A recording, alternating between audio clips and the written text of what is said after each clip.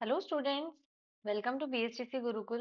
मेरा नाम है रुचि गोस्वामी और आज की जो हमारी क्लास रहेगी वो रहेगी रीजनिंग की, जो हमारी कॉम्पिटिटिव एग्जाम्स के लिए बहुत ही इम्पोर्टेंट सब्जेक्ट रहता है।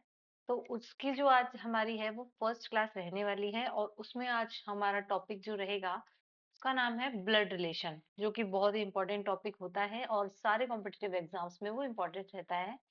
उससे पहले गाइस, अगर आपने हमारा टेलीग्राम चैनल ज्वाइन नहीं किया है तो उसे ज्वाइन कर लीजिए। आपको कोई इन्फॉर्मेशन, क्वेरी या अपडेट चाहिए तो आप मैसेज करके हमसे पूछ सकते हैं और इसका जो लिंक है आपको वो डिस्क्रिप्शन में भी मिल जाएगा।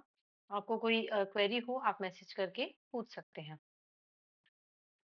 ब्लड रिलेशन जो हमारा टॉपिक है वो बहुत ही इम्पोर्टेंट रहता है सारे कॉम्पिटिटिव एग्जाम्स के लिए और बहुत ही अच्छा टॉपिक भी है ये। तो इसको आज हम समझेंगे इस पूरी क्लास में हमारी।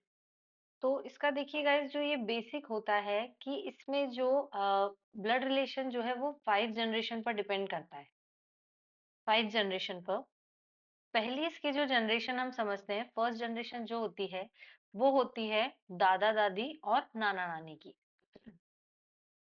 तो जो माता पिता से जुड़े रिश्ते होते हैं उन्हें पैटर्नल कहते हैं और हिंदी में उन्हें पैतृक कहा जाता है। माता से जुड़े जो रिश्ते होते हैं उन्हें मैटरनल कहा जाता है, मातृक इसे हम कहते हैं। ये बहुत ही बेसिक सी चीजें हैं, क्वेश्चंस नहीं है ये, लेकिन क्वेश्चन सॉल्व करने के लिए हमें ये सारी चीजें जानना भी बहुत इंपॉर्टेंट रहता है। तो फर्स्ट जो 5 जनरेशन में हमारी फर्स्ट जनरेशन हो गई दादा दादी और नाना नानी की। सेकंड जो जनरेशन आती है वो हमारे माता पिता की आती है। माता पिता और उनके भाई बहनों की आती है ये जनरेशन हमारी। माता पिता, मामा मामी, मौसा मौसी, चाचा चाची, बुआ फूफा और सास ससुर, ये हमारी सेकंड जनरेशन आती है। थर्ड जनरेशन में आते हैं हम खुद, स्वयं, हमारे भाई बहन या फिर जो भी कजन्स हैं वो हमारे थर्ड जनरेशन में आते हैं। फोर्थ जनरेशन में होते हैं हमारे अ, बच्चे या फिर हमारे बहन भाइयों के बच्चों को फोर्थ जनरेशन में ऐड किया गया है। अगर हम खुद हैं और हमारे बहन के बच्चे हैं तो वो भांजा भांजी होंगे। हमारे खुद के बच्चे आपके पुत्र और पुत्री होंगे और आपके जो भाई के बच्चे हैं वो आपके भतीजा और भतीजी होंगे। ये सारा फोर्थ जनरेशन का होता है। फिफ्थ जो जो हमारी जनरेशन होती है वो पुत्र के भी पुत्रों की होती है। पुत्र के पुत्र आपके होंगे वो आपके पोता या पौत्र होगा। आपके पुत्र की पुत्री होगी वो आपकी पोती या पौत्री होगी। आपके पुत्री की पुत्री का पुत्र होगा वो आपका दोहिता होगा और पुत्री की आपकी पुत्री जो है वो दोहिती होगी। पुत्र वधू और दामाद भी इसमें फिफ्थ जनरेशन में ही आते हैं। तो ये भी कुछ बेसिक सी बातें हैं कि माता पिता का इकलौता पुत्र, अगर आप पुरुष हैं तो आप वो स्वयं हैं, अगर आप महिला हैं तो वो आपका भाई होगा। ये क्वेश्चन में पूछी जाती हैं ऐसी बातें। जब क्वेश्चन आएंगे तो उसमें ये लाइंस आपको देखने को मिलती है। उन्हें समझाने के लिए थोड़ी बेसिक चीजें जानना जरूरी है। तो माता पिता का जो इकलौता पुत्र होता है, अगर आप पुरुष हैं तो आप वो स्वयं हैं, अगर आप महिला हैं तो वो आपका भाई है। माता पिता की इकलौती जो पुत्री होती है, अगर आप पुरुष हैं तो वो आपकी बहन होगी और अगर आप महिला हैं तो वो आप स्वयं होंगे। माता पिता की इकलौती संतान या तो पुरुष या महिला आप खुद होंगी, माता पिता की इकलौती संतान। अब ये है कि संबंध जोड़ने की प्रक्रिया, हम थोड़ा सा ये समझ लेते हैं कि जब हम क्वेश्चन सॉल्व करने वाले हैं तो उसमें जो महिला होगी उसको हम सर्कल से डिफाइन करेंगे और जब पुरुष होगा उसको हम स्क्वायर से डिफाइन करेंगे। ठीक है, ये हमारी सबसे इम्पोर्टेंट चीज है ये, क्योंकि क्वेश्चन सॉल्व हमें इन्हीं दो चीजों के आधार पे करना है। संबंध जोड़ने के कुछ नियम हैं, माता पिता, भाई बहन, पति पत्नी और पुत्र पुत्री। भाई और बहन को वन लाइन से डेडिकेट किया जाता है। भाई मतलब पुरुष है, पुरुष को हमें स्क्वायर और बहन मतलब स्त्री को हमें सर्किल से करना है। अगर भाई बहन है तो हमें वन लाइन से डेडिकेट करना है। वहीं पे अगर पति पत्नी है तो पति वही पुरुष के लिए स्क्वायर और महिला के लिए सर्किल। लेकिन अगर वो पति पत्नी है तो इसे हमें डबल लाइन से डिफाइन करना है। सेम वैसे ही माता पिता है तो माता पिता वो भी पति पत्नी है, उन्हें भी डबल लाइन से डिफाइन किया जाएगा। ऐसे ही अगर आपके इसके अगर पुत्र पुत्री हैं तो वो नीचे की पीढ़ी में आएंगे, अगर पुत्र है तो स्क्वायर होगा, अगर पुत्री है तो सर्कल होगा। सेम अगर आपके माता पिता हैं तो ऊपर की पीढ़ी में आएंगे, अगर आपकी माता है तो सर्कल होगा, और आपके पिता हैं तो स्क्वायर होगा, और माता पिता होंगे पति पत्नी, और ये इसका बेटा होगा इसलिए नीचे। सेम सीधी सी बात ये है कि आपसे जो नीचे हैं मतलब आपके बच्चे हैं तो उन्हें आपको नीचे की साइड डिफाइन करना है, और आपके बड़े हैं मतलब आपके माता पिता हैं तो आपको उन्हें ऊपर की साइड डिफाइन करना है। ध्यान इतना सा रखना है कि अगर आप भाई बहन हैं तो वन लाइन से डिफाइन करना है, और अगर पति पत्नी है तो डबल लाइन से उसे डिफाइन करना होता है। के बाद चलते हैं, यहाँ पे हमें एक स्ट्रक्चर दे रखा है। स्ट्रक्चर मैंने आपके लिए ये ड्रॉ किया है, इसमें हम इसको समझते हैं थोड़ा सा। जैसे कि आगे मैंने आपको बताया था, ए मतलब ये पुरुष है और बी एक महिला है।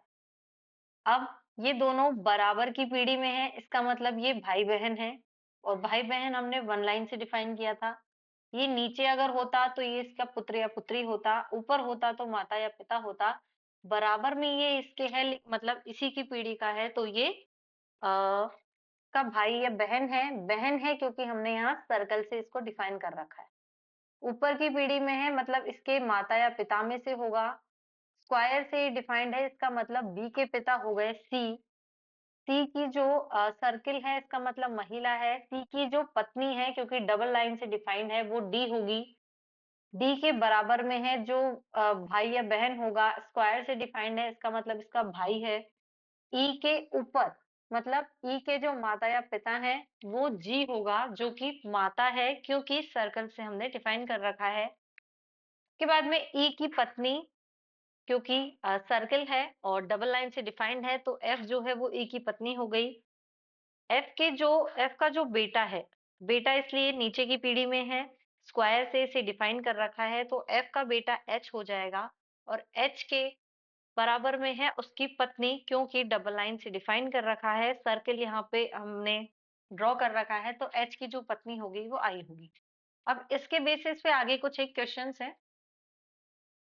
क्वेश्चन ये है कि एफ का ए से क्या संबंध है। एफ का ए से क्या संबंध है, पीछे हम देखते हैं एफ, और ये यहाँ रहा हमारा ए। तो अगर हम इस सर्कल को अच्छे से समझ लेते हैं तो हमारे बहुत सारे क्वेश्चन यहीं पे सॉल्व हो जाते हैं। यहाँ पे है हमारे पास में एफ, यहाँ है ए। तो हमें पता है ए का जो ए की जो बहन है वो बी है, बी के जो पिता हैं सी है, सी की जो मतलब ए के भाई, ए की बहन हो गई बी, और बी के पिता हो गए सी, मतलब ए के पिता भी सी हैं, सी की पत्नी डी है, इसका मतलब ए की ये माता है। माता का भाई जो है, ए की माता का भाई है ये, वो हमारा मामा हो गया।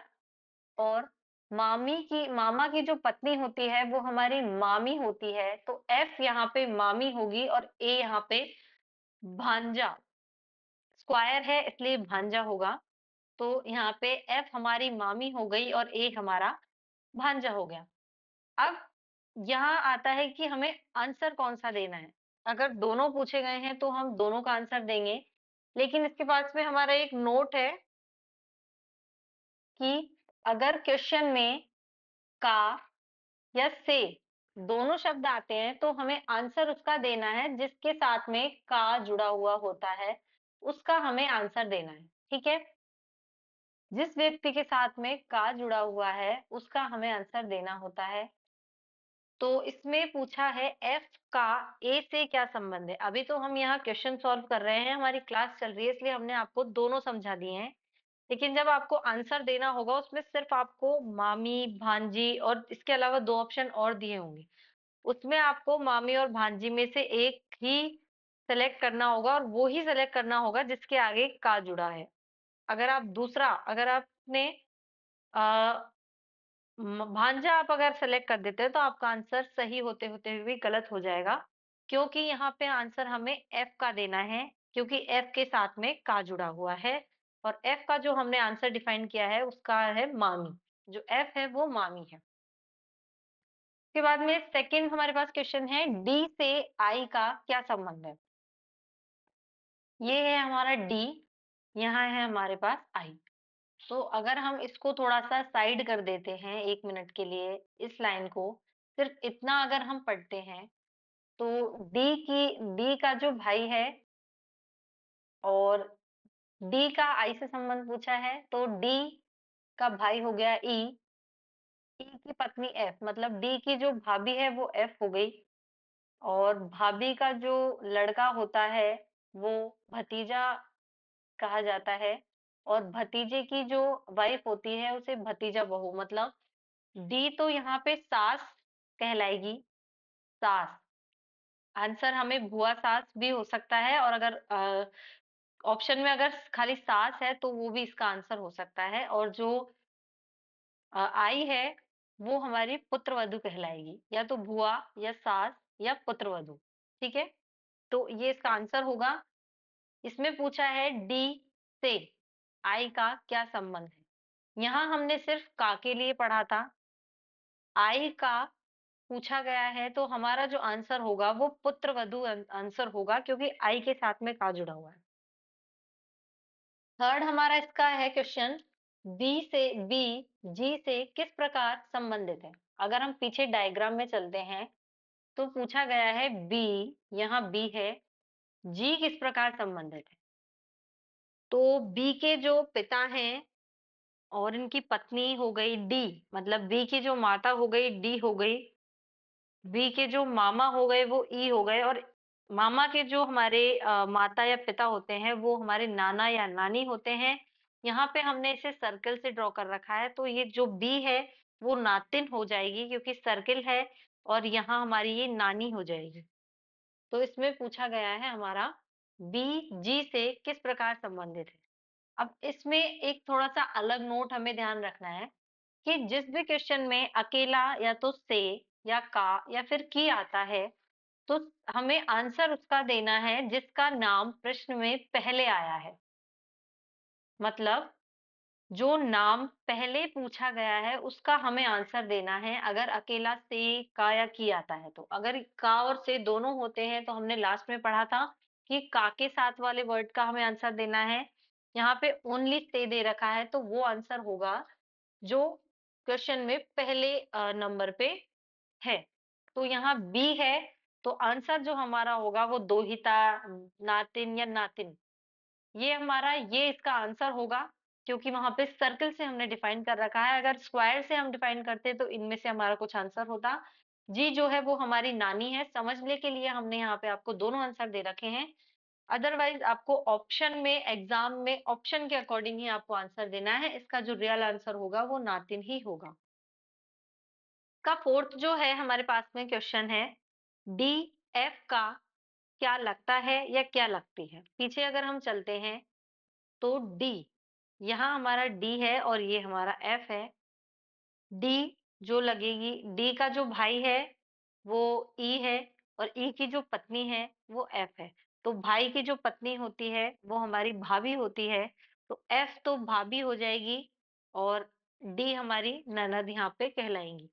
तो इसमें आंसर दे रखा है डी एफ की क्या लगती है, तो अकेला का दे रखा है, मतलब आंसर देना है पहले वाले का, तो डी हमारी ननद होगी और एफ भाभी। आंसर जो इसका होगा वो डी ननद, ये आंसर इसका होगा।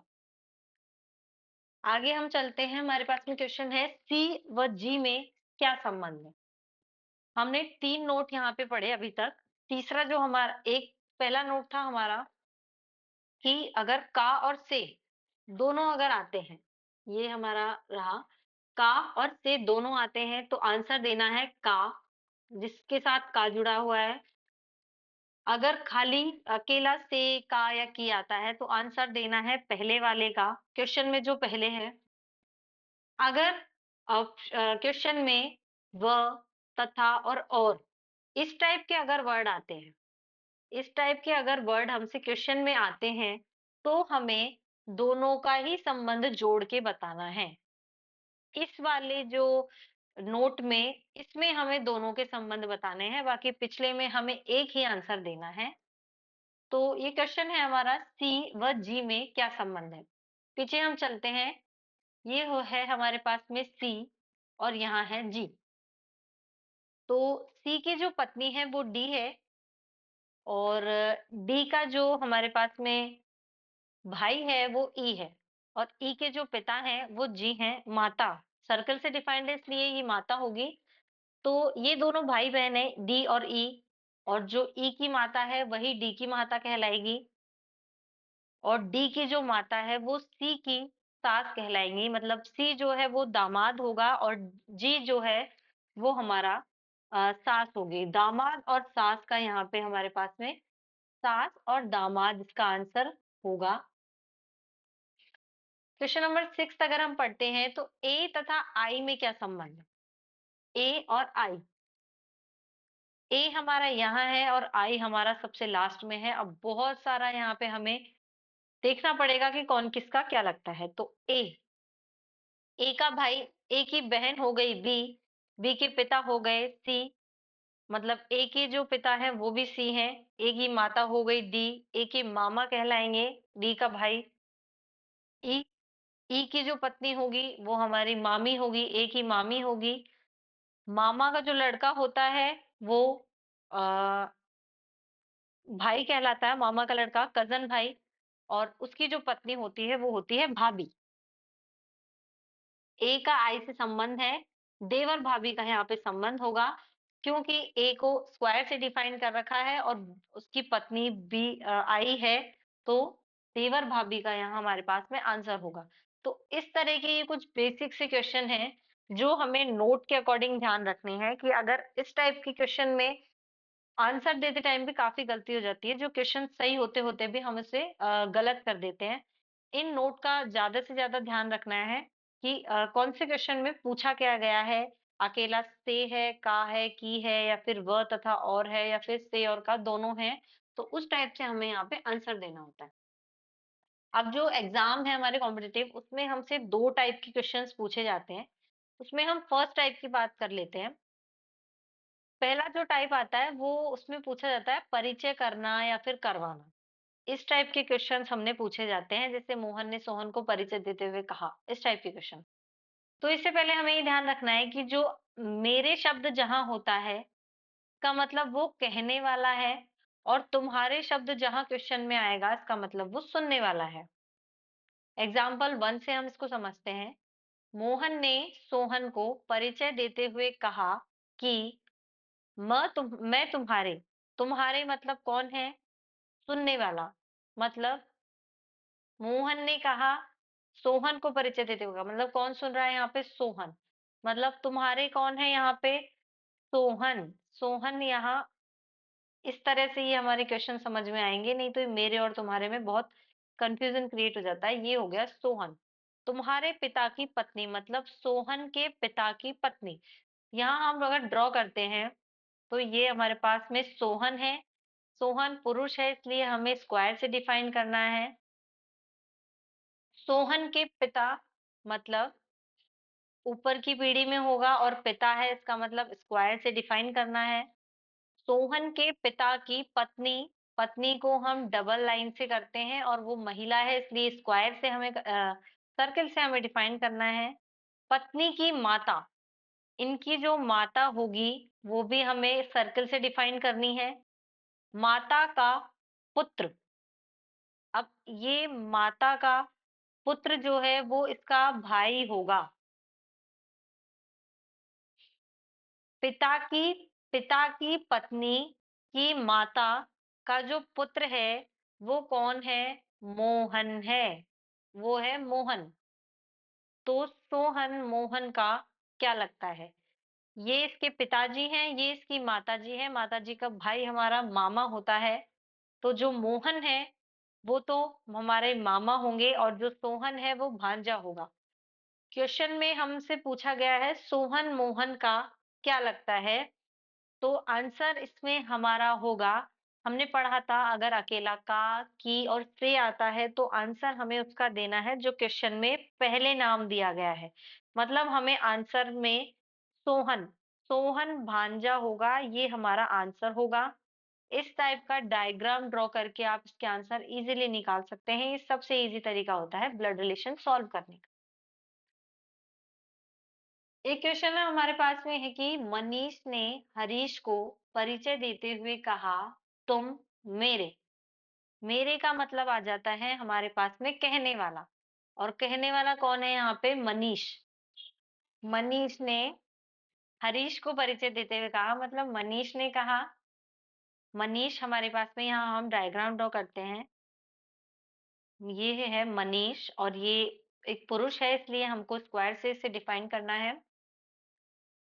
तुम मेरे मतलब मनीष के पुत्र, मनीष का पुत्र हुआ ये स्क्वायर, की पत्नी, पत्नी मतलब डबल लाइन, और महिला है इसलिए सर्किल, के पुत्रवधू, पुत्रवधू मतलब पत्नी के पुत्र का जो पुत्र होगा और उसकी जो पत्नी होगी वो इनकी पुत्रवधू होगी। ठीक है। अब पुत्रवधू के ससुर कौन हो गए? पुत्रवधू ये हैं, ये इनके पति हो गए, ये इनकी माता हो गए, और ये इनके सास ससुर हो गए। ससुर हमारे पास में ये हो गए। ससुर के दादा हो, ससुर के दादा मतलब ससुर के पिताजी हमारे यहाँ पे कौन थे? मनीष। मनीष के जो पिताजी होंगे वो हरीश होंगे, और वो ससुर के दादाजी कहलाएंगे। इसलिए जो हरीश है वो पिता होगा और मनीष जो है वो पुत्र होगा। हरीश का मनीष से क्या संबंध है?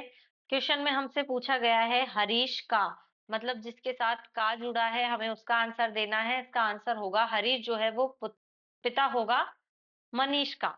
इस टाइप का हमें ये क्वेश्चन सॉल्व करने हैं।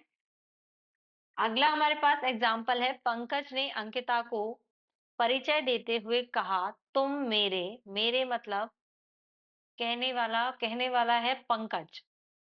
ये पंकज हो गया हमारे पास में। पंकज के पुत्र की पत्नी, ये पंकज का पुत्र है, इसकी पत्नी होगी ये। पंकज का पुत्र मतलब नीचे की पीढ़ी में होगा, और पिता होते तो ऊपर की पीढ़ी में होते, और अ, पुत्र है इसलिए स्क्वायर से डिफाइन है। पुत्र की पत्नी जो है वो सर्किल से डिफाइन होगी। पत्नी की सास, जो पत्नी की सास है मतलब ऊपर, पत्नी की सास मतलब ये दोनों पति पत्नी हो गए। सास के पिता, ये जो सास के पिता हो गए हमारे पास में, सास के पिता मतलब ऊपर की पीढ़ी। पिता की पुत्र की, पिता के जो पुत्र हैं वो इनके भाई हो जाएंगे। पुत्र की इकलौती बहन हो, मतलब यहाँ पुत्र की इकलौती बहन जो होगी वो कौन होगी? अंकिता होगी। यहाँ अंकिता होगी। पुत्र की एक ही बहन है जो ये है अंकिता। तो अंकिता पंकज से किस प्रकार संबंधित है? तो ये दोनों हमें साफ समझ में आ रहा है कि ये पति पत्नी है। पंकज से तो मतलब आंसर अंकिता का पूछा गया है, अकेला से है, तो अंकिता जो है वो पत्नी होगी, ये इसका आंसर होगा। अगर आप ये मेथड्स, क्वेश्चन इसमें सारे सेम होते हैं, सिर्फ मेथड की बात होती है। अगर आप मेथड अच्छे से समझ लेते हैं तो आपके जो ब्लड रिलेशन है वो बहुत इजी हो जाता है। ये ट्री आपको बनाना सीखना बहुत जरूरी है। अगर इस मेथड से आप इसको बनाएंगे, बस इतना सा इसमें ध्यान रखना है कि जो पुत्र वाली पीढ़ी आएगी वो नीचे की साइड आएगी, जो पिता वाली पीढ़ी आएगी वो ऊपर की साइड आएगी। भाई बहन और पति पत्नी वाली जो पीढ़ी आती है वो हमारे बराबर में आती है। सिर्फ वन लाइन से हमें भाई बहन को ड्रॉ करना है और डबल लाइन से हमें पति पत्नी को ड्रॉ करना है, बस। इसके बाद में ये ट्री आपके पास में तैयार हो जाता है और आंसर हमारा इजीली निकल जाता है। एक एग्जाम्पल है, पवन ने हरीश को परिचय देते हुए कहा, तुम्हारे मतलब होता है सुनने वाला। सुनने वाला यहाँ पे हरीश है, तो यहाँ पे हो गया हरीश। तुम्हारे पुत्र की मतलब हरीश के पुत्र मतलब नीचे की साइड, और पुत्र है इसलिए स्क्वायर से डिफाइन होगा। पुत्र की माता, पुत्र की माता मतलब हरीश के पुत्र की माता जो है वो इनकी पत्नी कहलाएंगी। मेरे पिता की, मेरे पिता मतलब कौन? पवन। पवन के पिता की बहन की पुत्र वधू है। यहाँ ये क्वेश्चन हमसे पूछा गया है। तो इसको अगर हम साइड कर लेते हैं और यहाँ से हमारा अगला सेंटेंस स्टार्ट हो रहा है मेरे पिता की। मेरे मतलब कहने वाला पवन। पवन के पवन हमारे पास में पुरुष है। पवन के पिता मतलब ऊपर की साइड। पिता की बहन मतलब बराबर में। बहन की पुत्र वधू। बहन की पुत्र वधू मतलब ये बहन के पुत्र हो गए और इनकी जो पत्नी हो गई वो इनकी पुत्र वधू हो गई। पुत्र वधू है। तो पुत्र वधू कौन हो गई? पुत्र वधू हो गई ये। अब इसको हम ऐसे के ऐसे अगर हम ड्रॉ करते हैं तो इसमें हमसे पूछा गया है अ, हरीश व पवन में क्या संबंध है? हरीश और पवन का हमसे संबंध पूछा गया है तो ये जो होगा वो हरीश होगा। यहाँ जो होगा वो हरीश होगा। और हरीश की जो पत्नी यहाँ हमने डिफाइन किया था। हरीश की जो पत्नी है वो इनकी पुत्रवधू कहलाएगी और ये दोनों हो गए भाई। मतलब ममेरा भाई और फुफेरा भाई, कजन। कजन हो गए ये। हरीश और पवन में क्या संबंध है? पवन जो है वो ममेरा भाई कहलाएगा और हरीश जो है वो फुफेरा भाई कहलाएगा। वह पूछा गया है तो कजन इसका आंसर। अगर ऑप्शन में कजन दिया होता है तो कजन, क्योंकि वह तथा और जहां दे रखा होता है हमें दोनों का आंसर देना होता है। ममेरा फुफेरा भाई इसका आंसर होगा। फर्स्ट टाइप हमारा कंप्लीट हो चुका है। अब हम पढ़ते हैं सेकंड टाइप। सेकंड जो हमारा टाइप है वो है समूह में रक्त संबंध की पहचान। अब तक हमने जो बात की थी वो उन क्वेश्चंस की थी जो परिचय करवाते हैं। ठीक है। तो अब जो सेकंड टाइप है हमारा वो रक्त संबंध की पहचान है। मतलब ग्रुप में अगर कोई क्वेश्चन पूछा जाता है तो के लिए एक यहाँ पे नोट है जो कि बहुत इंपॉर्टेंट है। इसको क्वेश्चन सारे क्वेश्चंस में ये नोट हमें अप्लाई करना है, इसलिए इस नोट को समझना भी जरूरी है। अगर किसी भी क्वेश्चन में टाइप सेकंड की बात कर रहे हैं, वह, तथा, और, लेकिन, किंतु, परंतु, बल्कि, जबकि, मगर, ये सब आते हैं किसी भी क्वेश्चन में तो इसका मतलब ये सारे फर्स्ट पर्सन की बात कर रहे हैं। और सेकंड जो है जो कि, जिसका, जिसके, जिसकी, ये अगर किसी भी क्वेश्चन में आते हैं तो इसका मतलब वो सेकंड पर्सन की बात कर रहे हैं। जैसे इसको हम एक एग्जांपल से समझ में आएगा। ए बी का भाई है जो सी का पति है। अब ये जो है वो हमें ये बताएगा कि ये यहाँ किसकी बात हो रही है। अगर हम इस नोट को नहीं ध्यान में रखते हैं तो हमारे लिए क्वेश्चन थोड़ा सा हार्ड हो जाता है। अगर हम इस क्वेश्चन को सॉल्व करते हैं, ए बी का भाई है। ए जो है वो भाई है मतलब स्क्वायर है। किसका भाई है? भाई है मतलब बराबर की पीढ़ी में है। बी का, अभी तक हमें बी यहाँ पता नहीं है पुरुष है या महिला है, सिर्फ बी का भाई जो है वो ए है। वो एक पुरुष का भाई भी हो सकता है, एक महिला का भाई भी हो सकता है। जो सी का पति है। अब यहाँ हम देखेंगे कि जो किसके लिए, सेकंड पर्सन। सेकंड पर्सन मतलब ये बी के लिए यहाँ बात हो रही है। ए बी का भाई है जो, मतलब बी सी का पति है। बी क्या है? पति है मतलब ये स्क्वायर से डिफाइंड होगा। पति है मतलब किसका? सी का, मतलब सी इसकी पत्नी हो गई, इसलिए ये सर्किल से डिफाइंड होगा। तो जो हमें यहाँ पे ये डिफाइन कर रहा है कि हम हमें कौन से उसकी बात कर रहे हैं। तो ये सेकंड पर्सन की बात कर रहा है। पहला पर्सन हमारे पास में ए है और सेकंड पर्सन बी है। बी का जो भाई है जो सी का पति है, मतलब बी जो है वो सी का पति है। इसके बाद में डी ई की बहन है। यहाँ हम ड्रॉ करते हैं डी। डी कौन है? बहन है मतलब सर्किल। किसकी बहन है? ई की बहन है मतलब बराबर में। और यहाँ ई की, अभी तक हमें नहीं पता कि ई मतलब पुरुष है या महिला है, लेकिन यहाँ आ जाता है तथा। तथा जो होता है वो फर्स्ट पर्सन के लिए होता है, मतलब डी। डी ई की बहन है तथा ए की पुत्री है। जो डी है वो ए की पुत्री है, इसका मतलब ऐसे। ए की पुत्री मतलब नीचे की पीढ़ी की साइड, तो ए की पुत्री हो गई डी।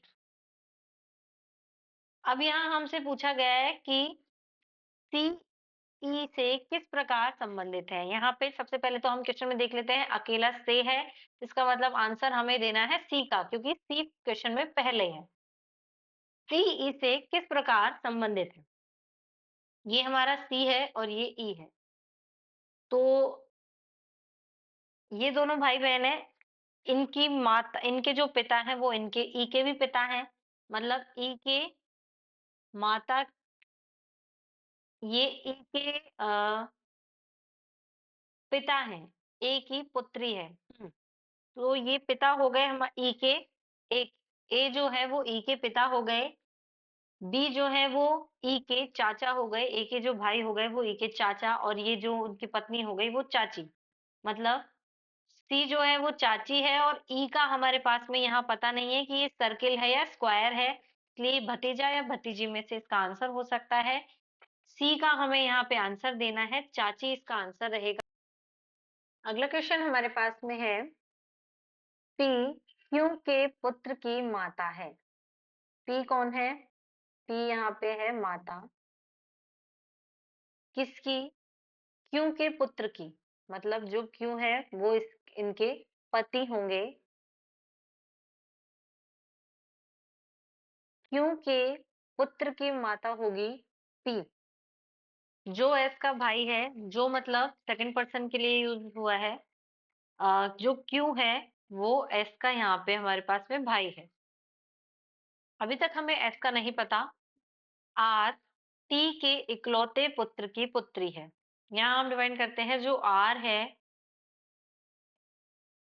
वो पुत्री है टी के इकलौते पुत्र की। टी के यहाँ हमारे पास में टी, टी के इकलौते पुत्र की पुत्री कौन है? आर है, जो एस की माता है। एस की माता है हमारे पास में टी, मतलब ये माता हो गई।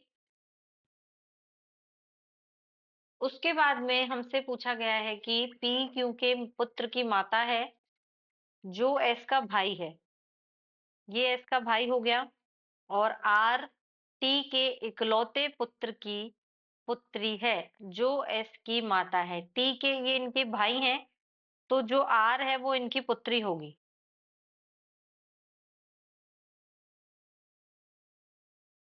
आर इनकी पुत्री होगी।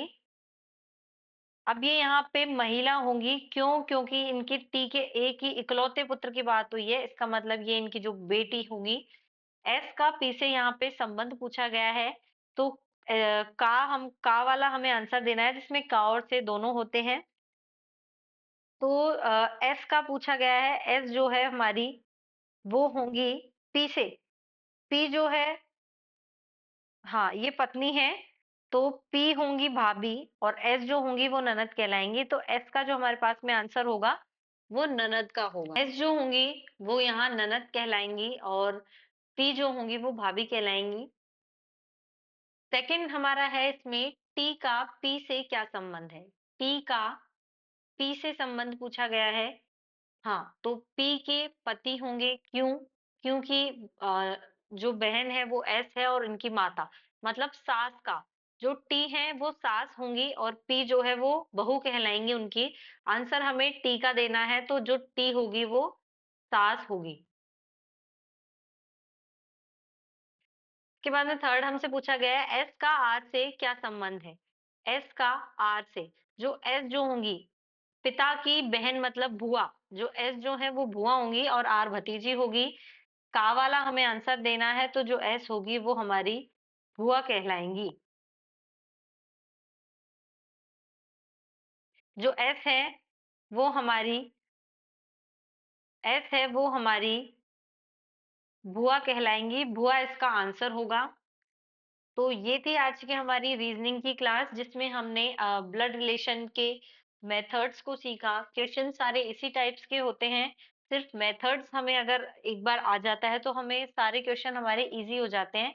अगर इन मेथड को अच्छे से समझ के आप बार-बार क्वेश्चंस की प्रैक्टिस करेंगे, तो आपके क्वेश्चंस जल्दी सॉल्व होंगे। अगर आपको ये वीडियो अच्छा लगा हो, तो आप मतलब कमेंट करके बता दीजिएगा। अगर आपको कोई डाउट क्वेरी हो, तो आप टेलीग्राम पे मैसेज करके पूछ सकते हैं। तो मिलते हैं एक नई क्लास के साथ में। Thank you so much for watching.